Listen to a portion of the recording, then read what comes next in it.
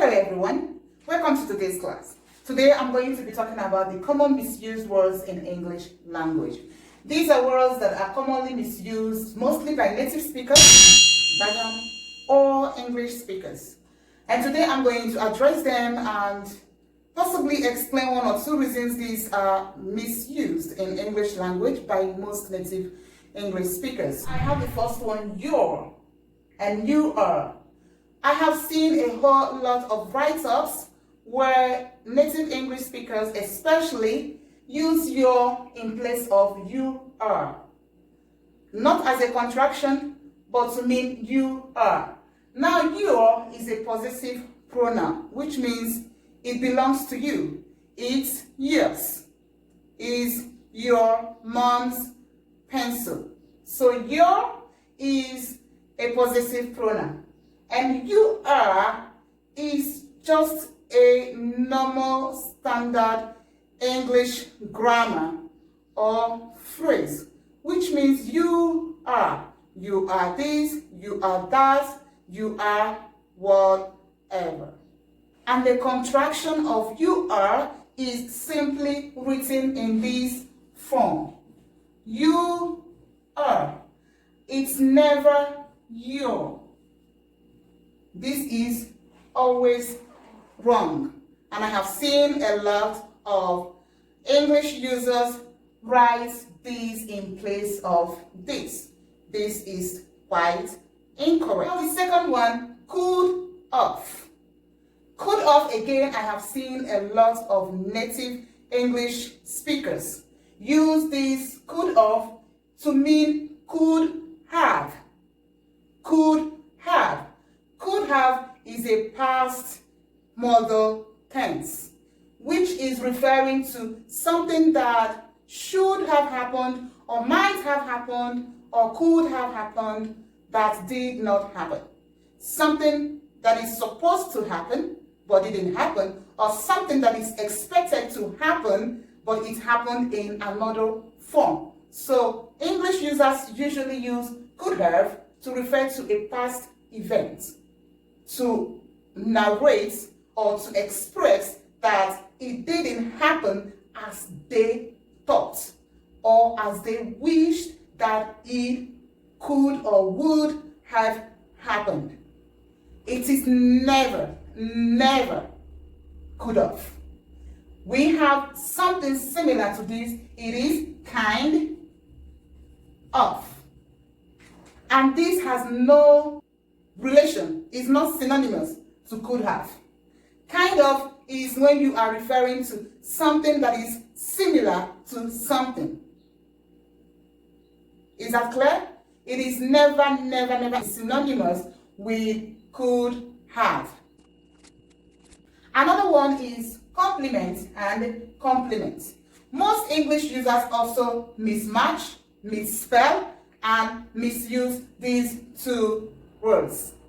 I have seen a friend who wrote me and she misused these two complements. She used this to mean this. And I said this was incorrect. She thought it was a spelling. And I said no, but the spelling and the context in which you used this is incorrect. And I have to go ahead to explain the difference. And I'm doing the same thing with you guys. So this first one, compliment. This means a polite expression of praise.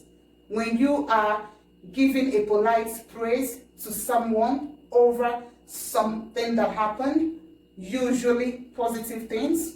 It could be an achievement or a success over something. So we use this to mean a praise, a polite expression of praise.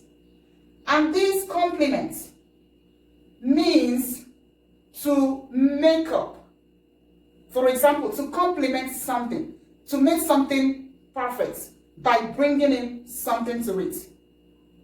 Oh, James coming into the party was a compliment, which means that the party became more fun, more lively when James came. So, oh, your presence complements what we are doing.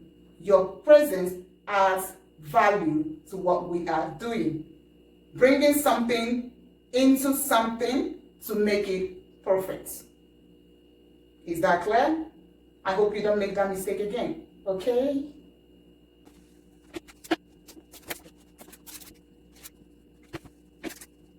The third one I have is well versus good. Well and good means the same thing, something that is positive. But well is an adverb which describes how you are doing things. And good is an adjective which describes a person, a thing, or a place. But most times, English users misuse these two. Most English users use well to describe a person, a place, or a thing. And this is incorrect because well is an adverb and should not be used to describe a person, a place, or a thing, like an adjective. And good is an adjective and shouldn't be used to tell how someone is doing something. For example, how is the project going? And you say the project is going well. It's going well. Okay, that's correct.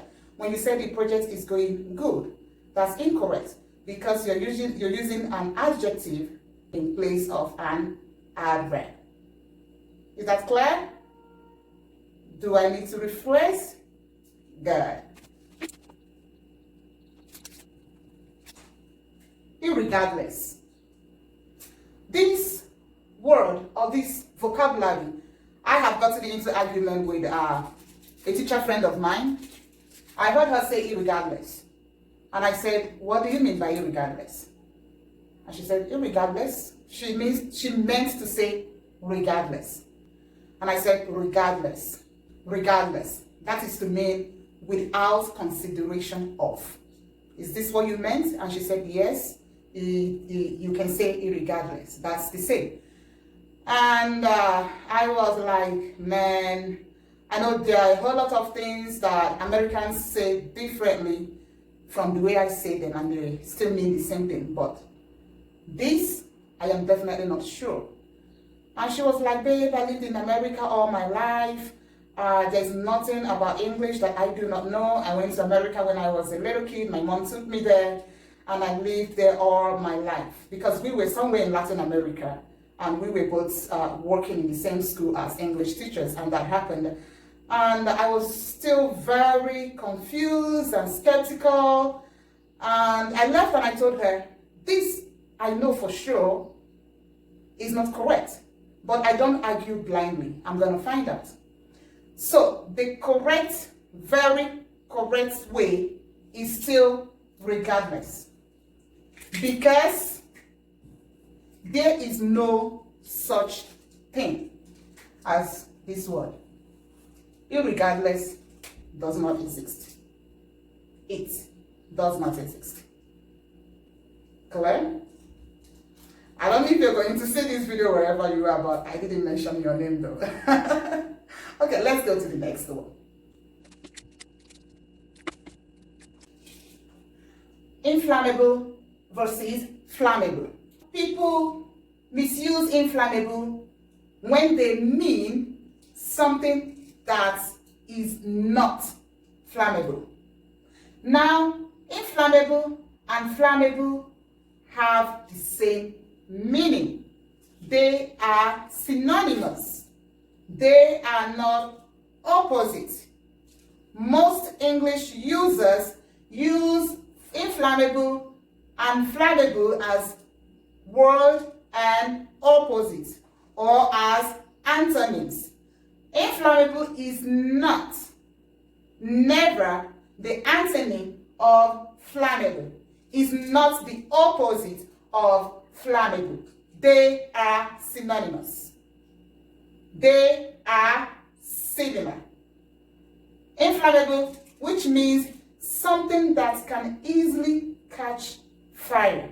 And that is the same meaning with flammable. Inflammable, flammable, the same. Synonymous. Different words, but the same meaning. And they never opposite. Do you get it now? Please Stop making that mistake. Let's get to the next one. Infamous. Infamous is usually misused by English users, English speakers, to mean something that is not famous. Not famous. And this is what? Incorrect. I've also had experience with someone who used this to mean, oh, I'm going to be very honest with you, this person was directing this to me. We were talking and she said, babes, why are you acting up? You are infamous. No one knows you. You're not even famous at all. You are infamous. And that struck me. I'm like, do I have to start teaching you? Of course, I know I'm not famous. I don't want to be. That's not my goal. But do you want me to start educating you because you just spoke the wrong English?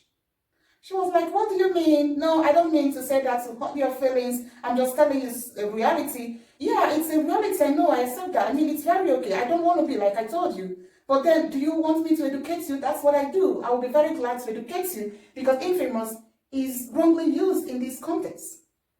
And I'm going to be offended when you refer to me to be infamous because of what the true definition of infamous means and not because of what you are trying to tell me. But I am not upset because I know that you use the vocabulary wrongly. Infamous does not mean someone that is not famous. Infamous means someone that is known for the wrong reason or someone that is known for a bad thing. We can use the recent case of George Floyd as an infamous story, known for a bad thing. What can you say about the infamous story of George Floyd? Perfect English, correct English. It's a story that is well known, but it tells us about everything bad. So the story is infamous. It is known for a bad situation. It is known for a bad thing.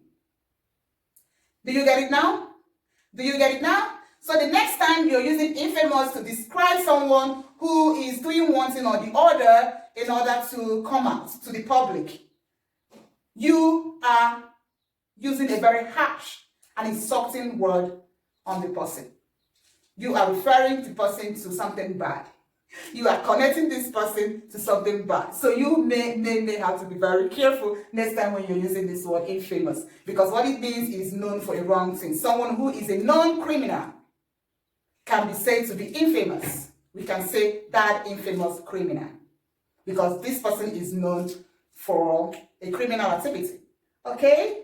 Let's get to the next one.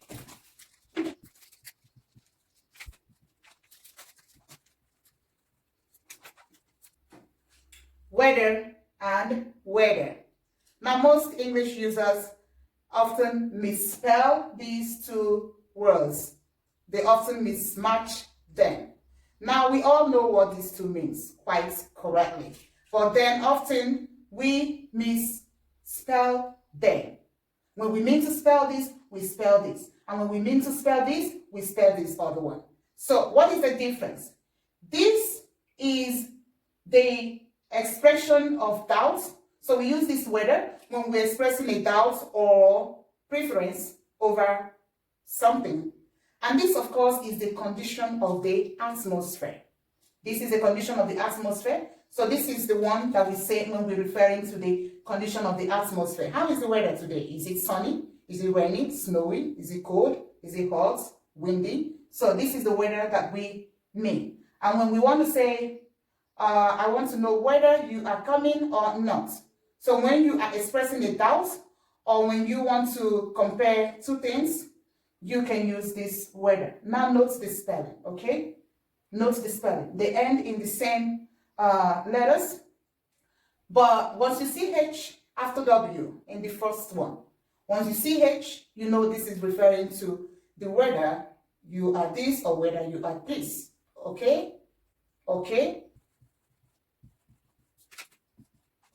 Now, this is another confusing factor for English users, English speakers, and English learners. Now, this were is an adverb.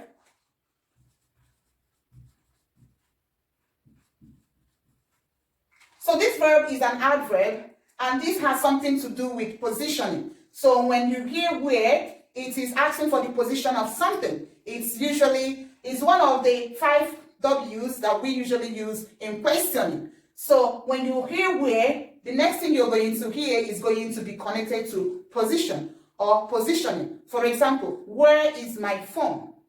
Where is my marker? Where is my pencil? Where have you been?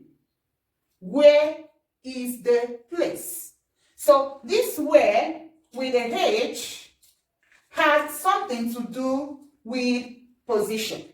And it is an adverb which describes or quantifies a verb.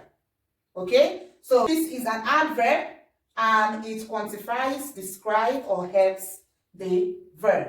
And this where is a second person singular, plural, and subjunctive past of be. For example, where you. Where you at the party. Were they there at the moment when that happened? We were in the school. Is that clear? Does it sound crystal clear? Well, I hope it does. I just hope it does. And thank you guys for staying with me throughout this long class. And I'm definitely going to see you in my next one. Bye.